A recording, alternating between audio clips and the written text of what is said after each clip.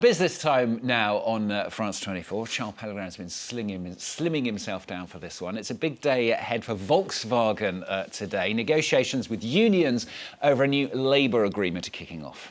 Absolutely. I don't know how I'm supposed to compete with that penguin. But anyway, this is all taking place after the group ended prior labor agreements last month, which safeguarded jobs at 6 of its plants in Western Germany since the 1990s. Volkswagen leadership also raising the specter of potential plant closures in Germany.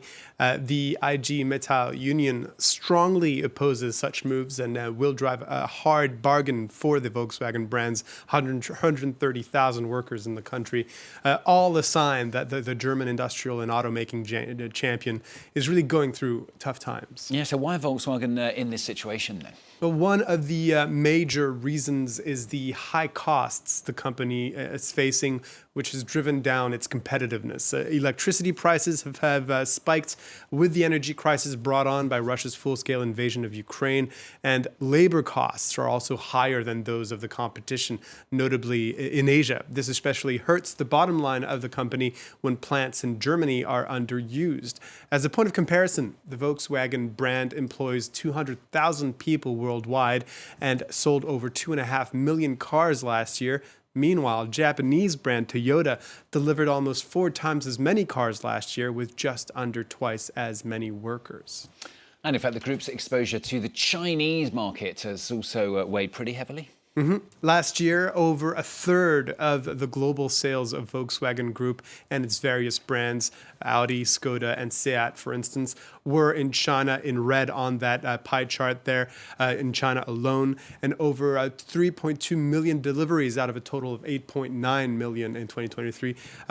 Volkswagen has 3 joint ventures in China, about 90,000 employees and 39 plants. It's even the biggest European investor in the country by some measures. But the slowdown and slump in consumer confidence on that market have really hurt sales there, as well as strong competition from Chinese electric vehicle brands at a time when Volkswagen's transition to EVs has really been troubled by technical problems. So Volkswagen's presence in China used to be a strength, but it's now really becoming a weakness.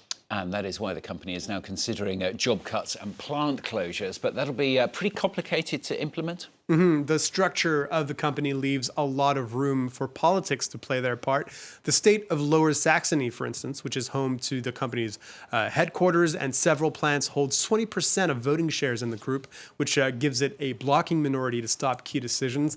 In addition to that, employee representatives also sit on the supervisory board and have a veto over the creation and relocation of production sites. This means executives really have to reach some sort of compromise with unions. And of course, the fear of plant closures can be felt well beyond just the Volkswagen workforce. Absolutely. So many towns and regions depend on the company for their business and livelihoods. Our correspondents in Germany, Anne Maillet and Nick Holdsworth, sent us this report from the town of Baunatal, which has made its living since the 1960s, thanks to the automaker. To close or not to close? At Volkswagen's Baunatal plant, the question hovers in the air. The car maker employs more than 15,000 people here. The announcement of a new cost-cutting plan came like a bolt from the blue. It's very tense. We're all asking ourselves a lot of questions. Everyone's worried about the future. No one knows if we'll be here in 5 years' time. For the first time ever, the industrial giant is planning to close factories in Germany. A community that has made the iconic VW Beetle its mascot now lives in fear. Baunatal has been a Volkswagen town since 1960. Almost all jobs depend on the manufacturer. In this hotel, 80% of the guests are Volkswagen technicians. It'll be the end for me, but not just for me, for the entire region, the whole town. Everything will be destroyed here. To cope with the financial crisis and a challenging transition to electric cars, Volkswagen is considering cutting 30,000 jobs in the country, nearly 10% of its German workforce. The city's mayor is preparing for the worst and has set up a crisis unit. We're analyzing the consequences of cutting 3,000 jobs, 5,000 jobs, or even closing completely. If Volkswagen makes massive cuts, there will be consequences for our budget too. It would mean a loss of 25 million euros for Baunatal if the factory closes. Unions are ready for a fight. Wage negotiations promise to be turbulent. The workforce is ready to fight. There's a lot of grumbling, and the determination to fight this cost-cutting plan is growing every day. Industrial action seems inevitable, with strikes on the cards as early as December.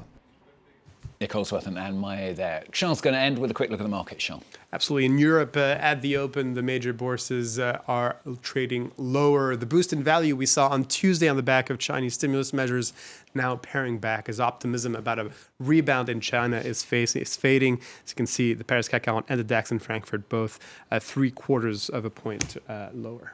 Thank you very much, Charles Pellegrin, on the business news.